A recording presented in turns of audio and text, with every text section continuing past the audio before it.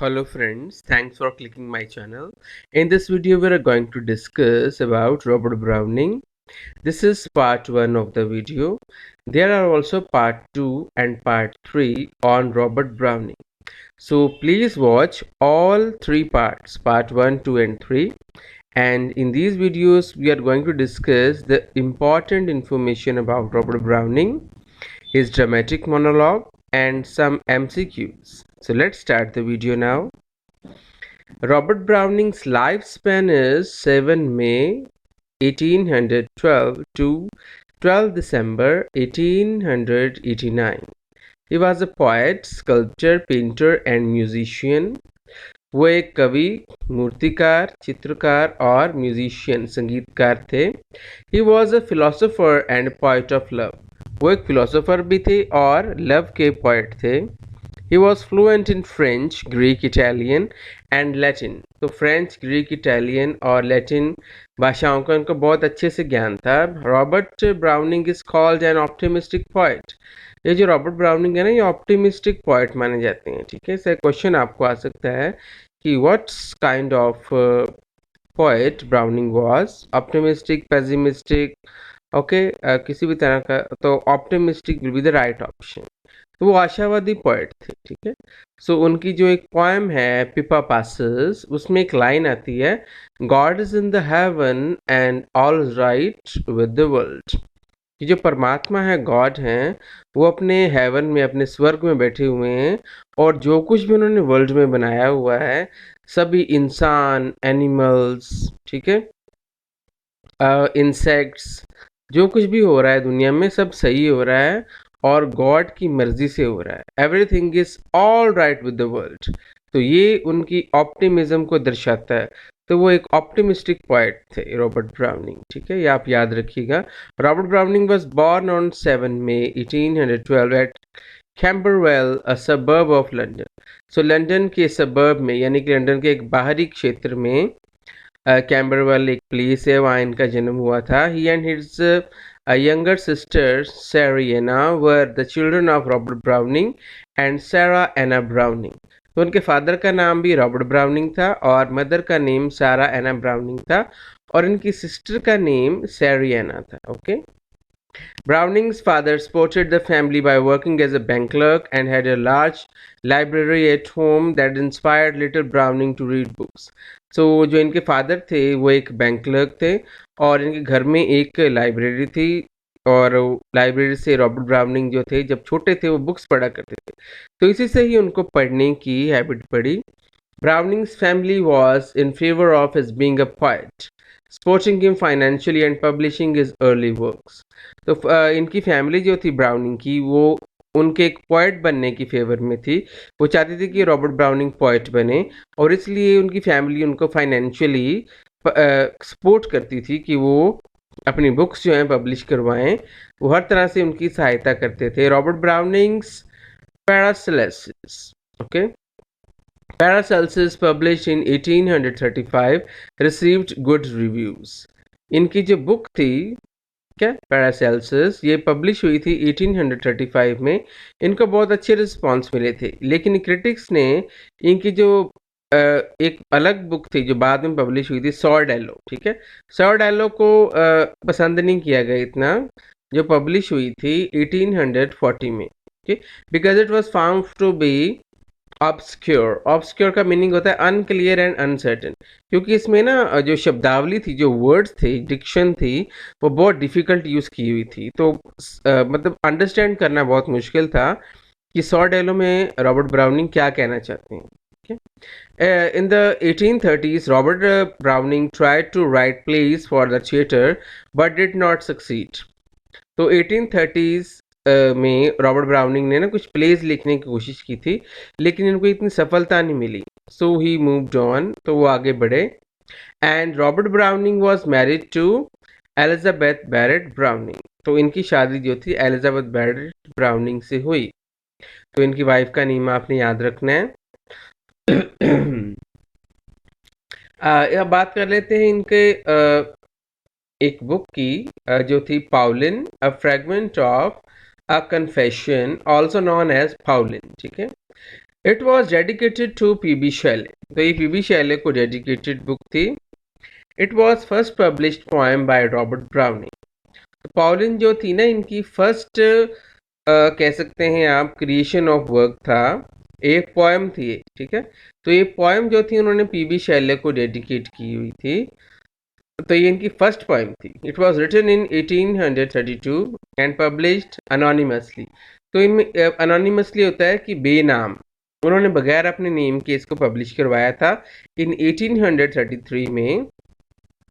Okay, 1832 में ये लिखी गई थी और 1833 में ये पब्लिश हुई थी। The book is the confession of an unnamed poet to his lover the eponymous woman. तो ये बुक जो है ना, एक तरह से अब जो पोएट है इसमें क्या करता है, अपने प्यार का इजहार करता है एक वुमेन को। This poem is a sort of spiritual biography.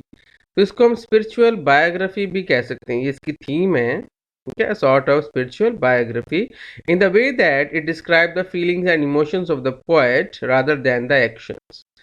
क्योंकि इस तरीके से हम इसको सॉर्ट ऑफ स्पिरिचुअल बायोग्राफी कह सकती हैं, क्योंकि ये पोएट की फीलिंग्स और इमोशंस को, फीलिंग और इमोशन के ज़रिए ज़्यादा पोएट अपने आप को शो करता है रादर दैन द एक्शन, ना कि एक्शन के द्वारा, बल्कि अपनी फीलिंग और इमोशन के द्वारा पोएट अपने आप को एक्सप्रेस करता है, अपनी फीलिंग जाहिर करता है। प्लेस कौन कौन से लिखे रॉबर्ट ब्राउनिंग के, अब हम इनको देख लें। सबसे पहले प्ले है इनका स्ट्रैफर्ड, जो 1837 में आया। It is a historical tragedy. और सेकंड है इनका प्ले पिप्पा पासेस, ठीक है, ठीक है, ये आया था 1841 में। It is a verse poem, ठीक है।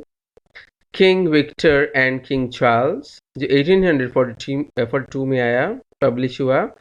द रिटर्न ऑफ ड्रूसेस 1843 में आया था। ब्लॉट इन द स्कचियन, ये 1843 में आया। Columbus birthday 1844। ल्यूरिया 1846। अ सोल्स ट्रेजेडी 1846 में पब्लिश हुआ। इन ए बैल्कनी 1855 में आया। It is a one act play, ठीक है। तो इसमें जो इम्पॉर्टेंट प्लेज हैं इनके बारे में मैं डिस्क्राइब करूँगा आगे, ठीक है।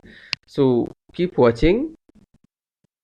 चलो, सबसे पहले की फेमस पोएम्स जो है उनके बारे में हम पढ़ लेते हैं, कौन कौन सी। सबसे पहले इनकी फेमस पोएम है पैरासेल्सिस, जिसके बारे में पहले मैंने डिस्कस किया है। It is a 5-part epic poem written by Robert Browning and published in 1835। तो ये 5 पार्ट में लिखी हुई एपिक पोएम है, यानी कि एक लंबी पोएम है। ओके, 1835 में पब्लिश हुई थी। It is a monodrama. Monodrama क्या होता है? अ मोनोड्रामा इज एक्टेड और staged by a single actor और सिंगर। मोनोड्रामा उसको बोलते हैं जो एक सिंगल, यानी कि एक ही एक्टर होता है इसमें, या एक ही सिंगर हो सकता है, और वो उसको स्टेज करता है, यानी कि वो स्टेज पर गाकर अपने बारे में बताता है, या एक सिंगल एक्टर एक्टिंग करके बताता है। ओके, सेकंड है इनकी इम्पोर्टेंट पोएम प्रोफेरियास लवर, जो 1836 में पब्लिश हुई थी। It is Browning's first ever short dramatic monologue. तो ये इनकी सबसे पहले लिखी जाने वाली ड्रामेटिक मोनोलॉग है पर प्रोफेरियस लवर, ठीक है। बड़ी इंपॉर्टेंट पोएम है, पढ़ी होगी आपने ज़रूर। तो मैं नेक्स्ट इसको थोड़ा सा एलेबोरेट करके बताऊंगा आपको किस बारे में ये पोएम है। नेक्स्ट है सॉर्डेलो, जो 1840 में आई, पब्लिश हुई थी। It is a narrative poem written in heroic couplets. तो इसकी पोएम की क्या विशेषता है? ये नैरेटिव पोएम है और हेरोइक कपलेट्स में लिखी गई है। मेन कैरेक्टर इसमें सोडेलो होता है, उसका नेम सोडेलो है बंदे का। सेटिंग इस पोएम की इटली में हुई है, इटली में ही सारी घटनाएं होती हैं। It is very complicated poem as a language is very difficult to understand, ठीक है। ये बड़ी कॉम्प्लिकेटेड सी पोएम है, जैसे मैंने पहले बताया, इसलिए ये कामयाब नहीं हो पाई थी पोएम, इनकी सक्सेसफुल नहीं थी, क्योंकि वर्डिंग जो थी बड़ी डिफ़िकल्ट थी। नेक्स्ट है इनकी बुक द ड्रामेटिक लिरिक्स, जो 1842 में आई। It is a collection of English poems. ये इंग्लिश पोएम की कलेक्शन है। It includes the Pied Piper of Hamelin, my last duchess, Porphyria's lover, ठीक है। तो ये इंग्लिश पोएम की कलेक्शन है। इसमें कौन कौन सी मेन पोएम्स आ जाती हैं? ये तीनों मेन पोएम्स है इसमें, तो ये आपने याद रख लेनी है इनके नेम्स। नेक्स्ट इनकी बड़ी इंपॉर्टेंट कलेक्शन है मैन एंड वुमेन, ठीक है। ये अपनी वाइफ को इन्होंने कंट्रीब्यूट की थी, अपनी वाइफ के बारे में लिखा, मतलब अपनी वाइफ की याद में लिखी कह सकते हैं आप उसको, जो 1855 में पब्लिश हुई थी। It has 51 poems in 2 volumes, ठीक है। Love among the ruins is the first poem in collection man and Women. तो ये जो कलेक्शन थी मैन एंड वुमेन, इसमें बहुत सारी पोएम्स हैं, ठीक है, 51 पोएम्स हैं। तो पहली जो पोएम है ना इसमें वो ये है, love among the ruins, right.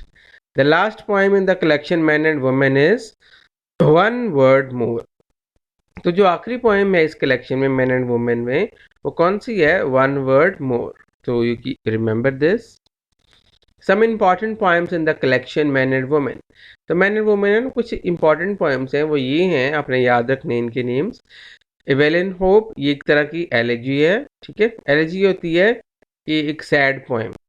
इसमें एक लड़की होती है बड़ी छोटी एज की, एडोलसेंट, तो वो मर जाती है, और पोएट जो होता है उसका हाथ पकड़ के, मतलब मरी हुई का हाथ पकड़ कर उसको उसके साथ बातें कर रहा होता है, ठीक है, उसको अपने दिल की बातें बता रहा होता है। ये एक तरह की एलिजी है, ठीक है, एक सैड पोएम है, इसको हम एलिजी बोलते हैं। नेक्स्ट है फ्रा लिपोलिपि, एक है toccata of Galuppi's, Andrea del Sarto, the last ride together, in a balcony. In a balcony जो है ना एक वन एक्ट प्ले है, ठीक है। तो इस तरह का आपको शॉर्ट क्वेश्चन आ सकता है, यानी बैल्कनी क्या है, it is a one act play. इनमें से कुछ पोएम्स को मैं डिस्क्राइब करूंगा, ठीक है, और कुछ पोएम मैं रहने दूंगा। फर्स्ट पोएम है जो है इनकी एलेवन होप, जो है ये एक ड्रामेटिक मोनोलॉग है, ठीक है। ये सैड पोएम है, जैसे मैंने अभी बताया आपको, it is an elegy. And ये पोएम जो है ना मैन एंड वुमेन की कलेक्शन में है। नेक्स्ट है बेल एंड द पोमेग्रेनेट्स। ये 1841 से लेकिन 46 तक पब्लिश होती रही थी, ठीक है। It is series of 8 pamphlets.